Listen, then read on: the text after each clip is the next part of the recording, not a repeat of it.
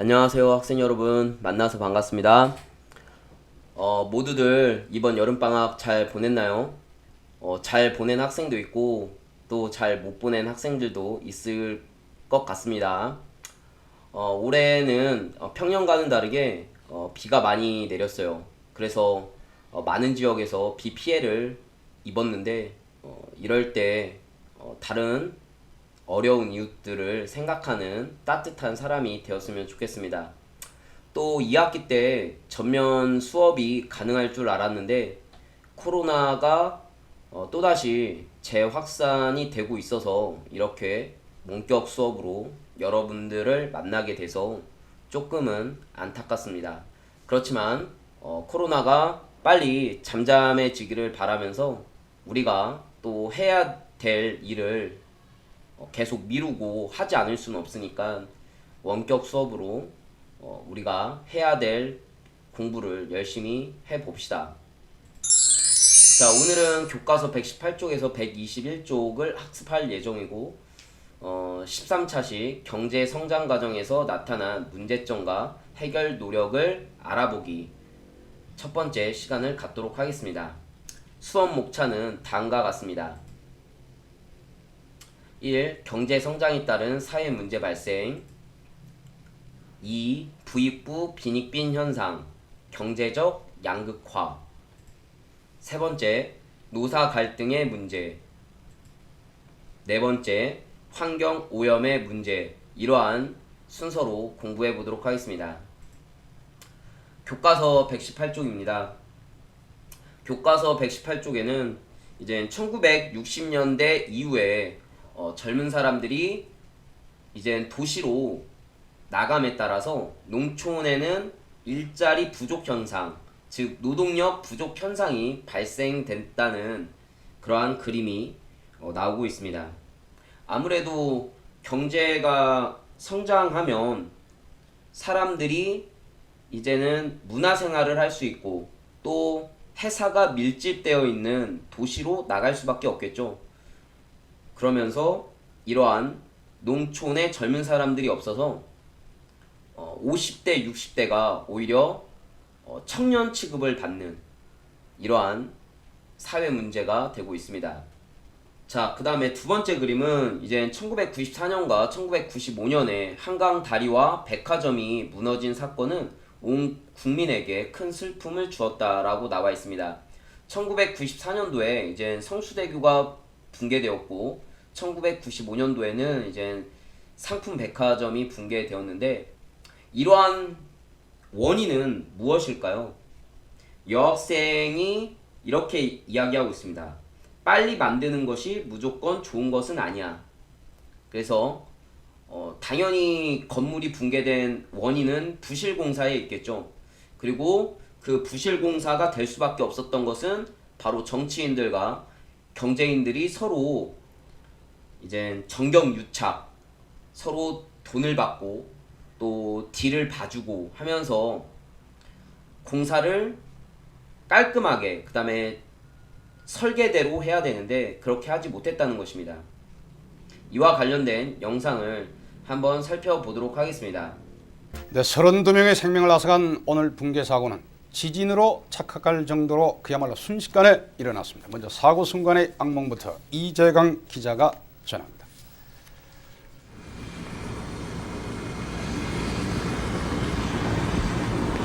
오늘 아침 성수대교는 대형 참사의 현장 바로 그것이었습니다. 언제나처럼 직장인들과 학생들을 태운 차량이 분주히 오가던 아침 7시 40분. 갑자기 다리 한 중간이 무너져 내렸습니다. 이럴 때 우지직 소리 나면서 꽝! 우지직 꽝! 소리가 났어요. 무너지는데 시간이 많이 걸렸어요? 아니에요. 잠깐이에요. 그냥. 순간적이에요. 그냥. 강북에서 강남으로 가던 승용차와 승합차 5대가 순식간에 상판과 함께 20m 아래 한강으로 추락했고 반대쪽 차선을 달리던 한성운수 소속 16번 버스도 공중에서 한 바퀴를 회전한 뒤에 거꾸로 떨어졌습니다. 이 시내버스에 타고 있던 무학여고생 9명을 포함해서 무려 32명이 추락의 충격으로 숨지거나 물에 빠져 숨졌습니다. 가다가 갑자기 뭐 지진이 난 줄 알았어요. 깜빡 정신을 잃었다가 정신 차려보니까는 뭐 앞에 막 강물이 있고 그런 게 난간하고 같이 떨어졌어요. 그래갖고 성수대교는 북단에서 5번째와 6번째 교각 사이 120m 가운데 48m가 통째로 내려앉은 채 참혹한 몰골을 드러냈습니다. 성수대교는 오랜 기간을 거쳐서 사고에까지 이르게 됐지만 그 사고의 순간은 짧았습니다. KBS 뉴스 이재강입니다. 네, 직접적인 사고 원인은 다리 상판을 연결해주고 있는 철제핀이 무게를 이기지 못해서 부러진 것으로 일단 진단되고 있습니다. 박승규 기자의 보도입니다. 적어도 50년은 안전하다는 다리가 겨우 15년밖에 안 돼 힘없이 무너졌습니다. 마치 두부모를 잘라낸 듯 다리 상판이 떨어져 나갔습니다. 트러스 공법으로 교각 사이가 120m나 되는 성수대교는 무엇보다 강판을 얽어맨 연결핀이 생명입니다. 무너지지 않은 곳에 있는 연결핀입니다. 온통 녹슬어 있습니다. 상판을 지탱하는 철골 구조물 연결 부분도 구멍만 뚫려 있을 뿐 아예 볼트가 없는 곳도 많습니다. 붕괴된 부분에 떨어져 나간 볼트 구멍은 하중을 지탱하는 부분들이 처음부터 눈가림으로 시공됐다는 증거입니다. 안쪽에도 똑같은 이런 철근이 있거든요. 근데 거기는 지워지지 않은 데가 많아요. 틀림없이 무너질 것 같다는데 결국 이렇게 무너진 것 같아요. 상판 아래 하나처럼 붙어 있어야 할 철골 구조물이 대부분 빠져나와 있습니다. 하중의 다리 자체가 뒤틀리고 있다는 증거입니다. 교각 위에 연결된 상판이 벌어져 있는 것도 오늘 성수대교가 무너졌던 이유를 설명해주고 있습니다. 힘을 지탱하는 구조물 공사가 처음부터 부실 시공된 데다 다리 위 상판도 안전진단마저 제대로 하지 않은 채 방치돼 있습니다.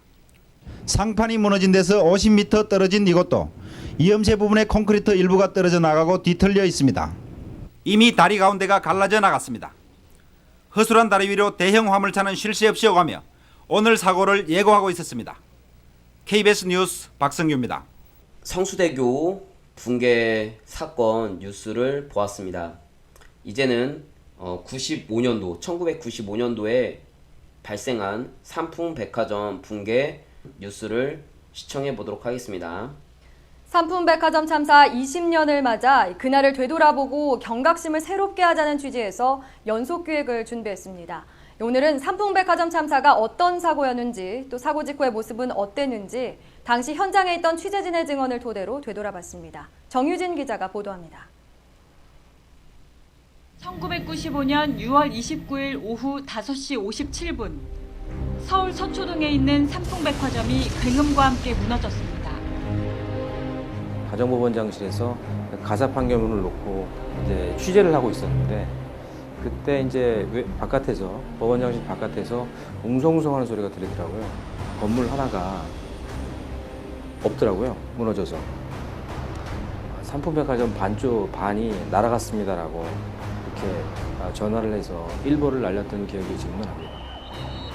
당시 백화점 안에는 고객과 종업원 등 1,500여 명이 있었습니다. 모두들 갑작스런 사고에 속수무책이었습니다. A동 완전히 무너졌습니다. 거기에서 먼지가 계속 나고 있었고 또 부상당한 사람들이 피를 흘린 채 뛰어나오는 사람들도 있었고요. 그때 많은 분들을 제가 봤었고 그 과정에서 참혹한 20년 동안 한 번도 본 순간이 없었어요. 왜냐하면 그 순간이 너무나 가슴에 많이 응어려진 게 있어서. 일찍부터 이상 징후를 눈치챈 경영진은 이미 대피한 상태였습니다. 아파트 근린상가로 지어진 건물이었지만 기둥을 없애고 무리한 증축을 하며 백화점으로 용도 변경됐습니다. 구청 공무원들은 뇌물을 받고 비상식적인 인허가를 눈감아줬습니다. 당시 이준 삼풍회장은 백화점이 무너졌다는 것은 우리도 손해를 봤다는 뜻이라고 말해 공분을 사기도 했습니다. 훗날 징역 7년 6개월을 선고받았지만 피해 규모에 비해 턱없이 가벼운 처벌이라는 비난이 일었습니다. 한 달 넘게 구조 작업이 진행되는 동안 실종자 가족들은 신락 같은 희망을 쥐고 현장에 머물렀습니다. 인적사항 또는 사진이 담겨 있는 것들을 A4 용지 같은 것들 아니면 도화지 같은 것들 마카로 색칠을 한다거나 해서 그 벽이라거나 아니면 그 교대 쪽에 그 도로 그 발판 있는 쪽에다가도 다 붙이면서 사고 10여일 만에 기적적으로 생존자들이 발견되기도 했지만 모두 502명이 숨지고 900여 명이 다치는 등 삼풍백화점 붕괴 참사는 대한민국 최악의 인재사고로 기록됐습니다. YTN 정유진입니다. 네, 다시는 이와 같은 참사가 일어나서는 안 될 것입니다. 자, 118쪽에 보면 맨 아래쪽에 IMF 구제금융 요청이라고 해서 1997년도에 일어난 IMF 사태, 외환위기에 관련된 글이 나와 있습니다. 1997년에 우리나라는 다른 나라에서 빌린 돈을 갚기 위해 외환위기를 겪으며 경제가 어려워졌다. 많은 회사가 문을 닫았고 실업자 수가 크게 증가했지만 국민, 기업, 정부가 함께 힘을 모아 극복했다. 여기서 이제 외환이라는 부분이 나와 있는데, 외환은 다른 나라와 거래할 때 쓰는 돈이나 그 밖의 수단을 이야기하고 있습니다. 그래서 외환위기 당시의 신문이라든가 금모으기 운동 사진이 교과서에 실려 있네요. 이러한 IMF 사태를 맞이한 대한민국은 IMF 이전과 IMF 이후의 경제 상황과 모습이 이제 180도 완전히 달라지게 됩니다. 이와 관련된 동영상을 한번 시청해 보도록 하겠습니다. 가상 최악의 경제 위기가 시작된다는 것이 사실입니까? 제 계산이 맞다면 대한민국 국가부도까지 남은 시간은 일주일입니다.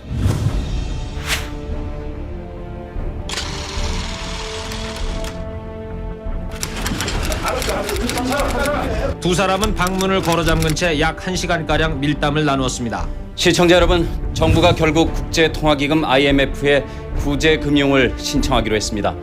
경제 우등생 한국의 신화를 뒤로한 채 사실상의 국가 부도를 인정하고 국제기관의 품 안에서 회생을 도모해야 하는 뼈아픈 처지가 된 겁니다.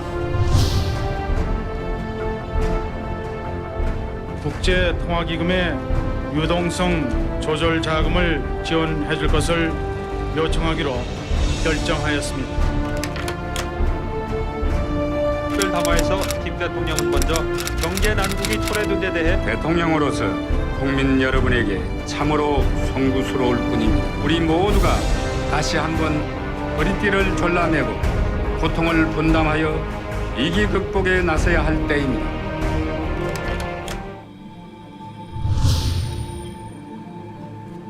오늘 오후 김포공항을 통해 입국한 IMF 실무대표단은 토마스 발리노 금융환율팀장 등 3명입니다. 각 가정에서 이렇게 잠들어 있는 외환은 언제든지 저축을 했다가 이 상태로 되찾을 수 있고 이때는 이자도 붙습니다. 그리고 이렇게 모아진 돈은 몸져놓은 우리 경제에 큰 힘이 될 수 있습니다. 어떻게 이 수모를 재도약의 발판으로 삼을 수 있을지가 과제로 남아 있습니다. 오늘 주가는 폭락해서 종합주가지수가 지난 10년 만에 최저치를 기록했습니다. 해외여행을 하면서 이 같은 신용카드로 $5,000 이상 쓰게 되면 그 사용 내역에 대해서 철저한 조사를 받게 됩니다. 이곳의 음식은 대부분 수입 원료를 쓰고 있고 여기에 로열티까지 꼬박꼬박 달러로 지급하고 있습니다. 이러한 음식점을 통해서 물이 새듯 우리의 달러가 새나가고 있습니다. 비용도 절감이 되고 또 바이어들도 나름대로 한국 음식을 접할 수 있게 돼서 상당히 좋아하고 또 계약은 물론 더 잘 됩니다.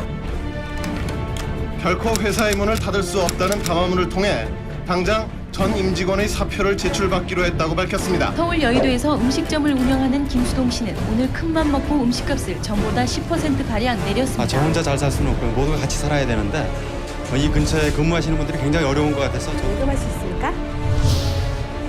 어제의 경우에는 평일에 30배 정도. 삼성그룹이 임원의 급여를 삭감하고 내년도 투자를 축소하겠다는 하루하루 일자리를 걱정해야 되는 그러한 상황을 내몰리는 거에 대해서 노동자들한테 너무 무리하게 희생을 강요하는 거 아니냐. 대형화보험에 근로자들이 달러를 넣고 있습니다. 4분의 1 정도가 비어 있습니다. 주요소들은 이를 채우기 위한 뜨거운 경쟁에 들어갔습니다. 우리나라 국민이 모두 똑똑하고 부지런하고 열심히 일들 하시고 그러니까 잘 될 걸로 믿는다고 우리 아이들한테요 위로했어요. 오히려.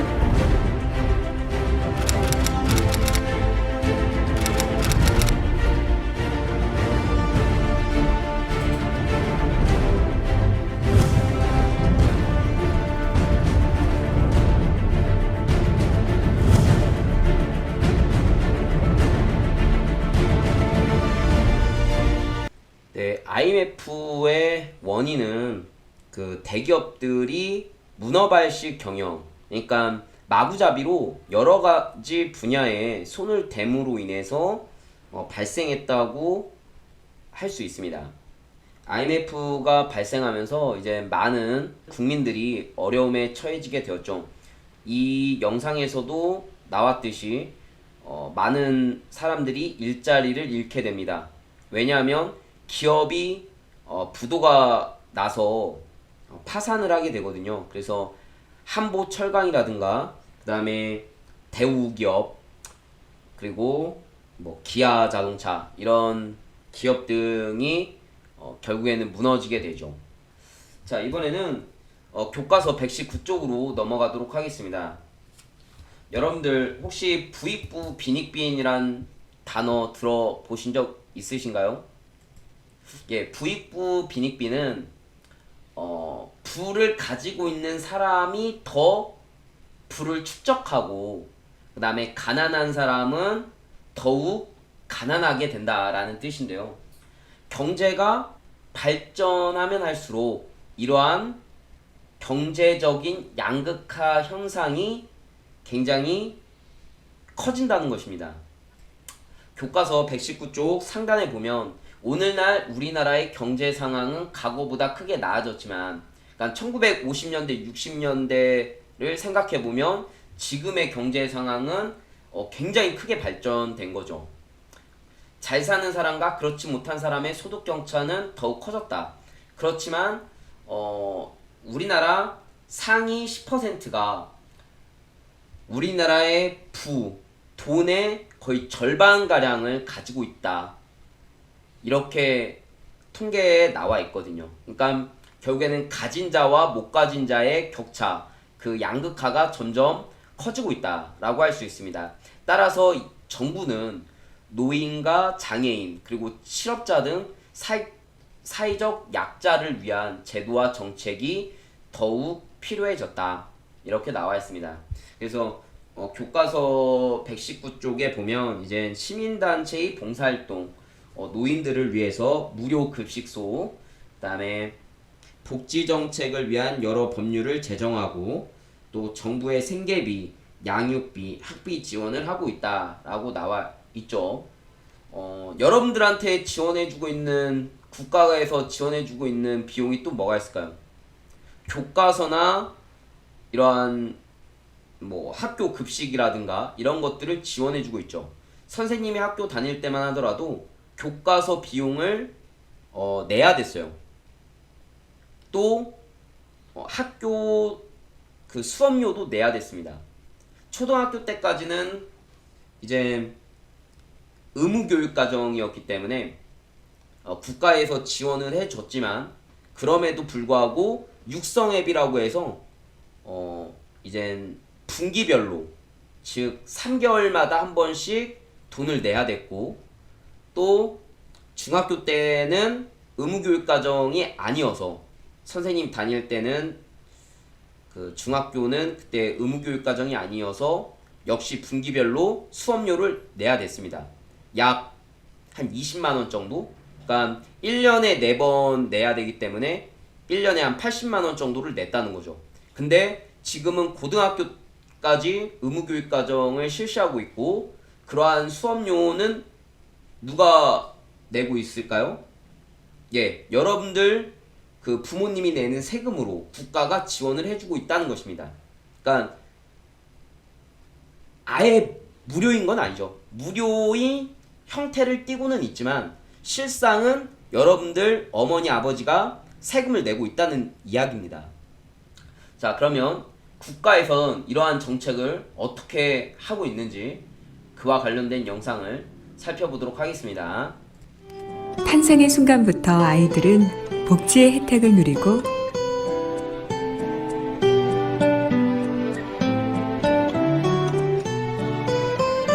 학교에서, 가정에서 학생들은 더 많이 배우고 더 많이 즐겁습니다.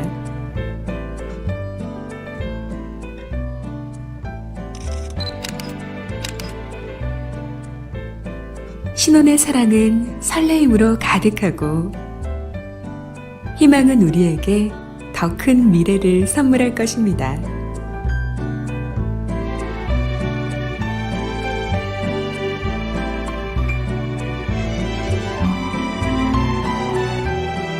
어려움이 있어도 혼자가 아니기에 함께 이겨낼 수 있는 용기와 지금까지 열심히 달려온 어르신들의 마음에도 이제는 행복과 여유가 가득합니다. 다양한 문화를 즐기고 건강한 운동으로 삶의 질은 올라가고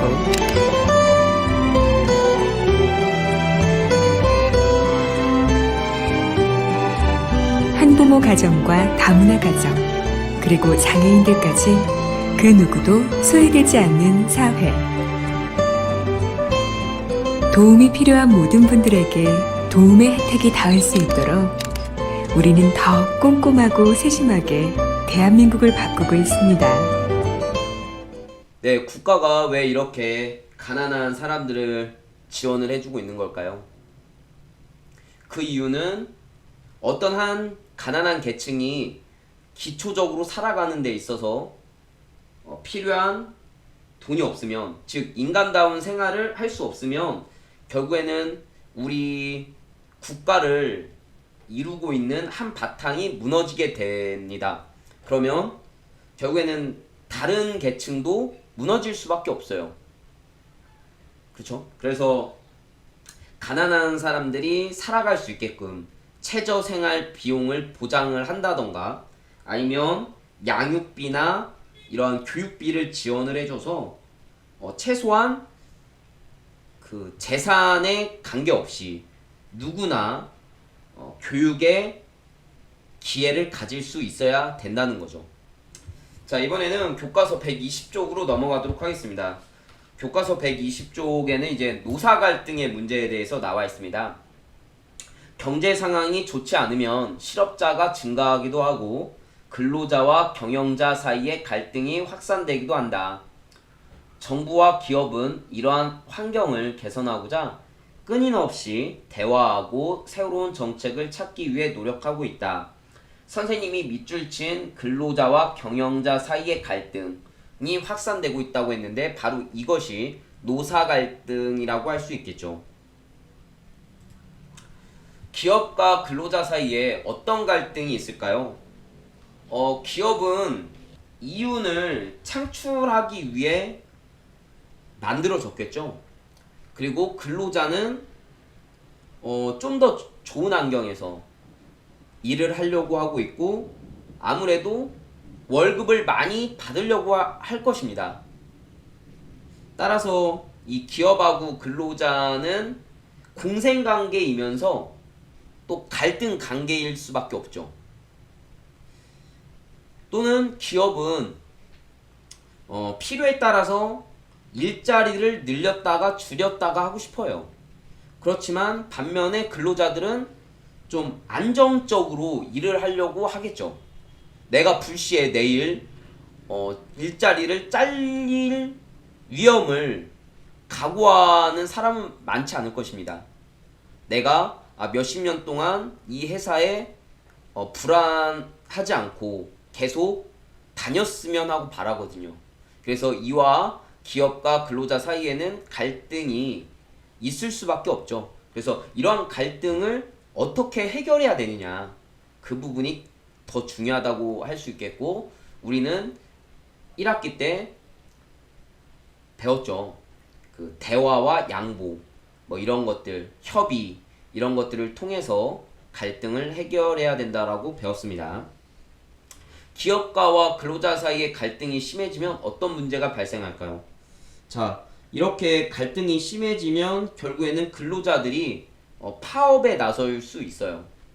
그러면 공장문이 닫혀질 수밖에 없겠죠. 그러면 기업가는 기업가대로 막대한 손실을 입게 되고, 근로자는 일을 하지 않고 파업을 했기 때문에 월급을, 즉 임금을 못 받는 상황에 놓일 수 있는 거죠. 또는 일자리를 잃게 될 수도 있겠죠. 그래서 이러한 기업가와 근로자가 너무 첨예하게 갈등을 빚으면 안 되고 서로 노사정, 즉 노동자와 그다음에 회사 측, 그다음에 정부의 어떤 협의체에서 서로 수많은 대화를 통해서 서로 논의할 거 논의하고 협의할 거 협의해서 서로 양보를 해서 최저임금 얼마 이렇게 규정을 하고 월급은 몇 퍼센트 5% 정도 인상한다 뭐 이런 그러한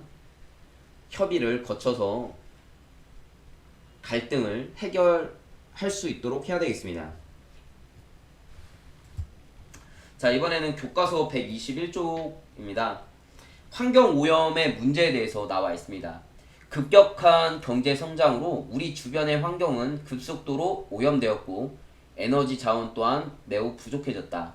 따라서 정부, 기업, 시민들은 환경을 먼저 생각하고 보호하기 위해 다양한 노력을 하고 있다. 뭐 경제가 성장하면 당연히 환경이 오염될 수밖에 없어요.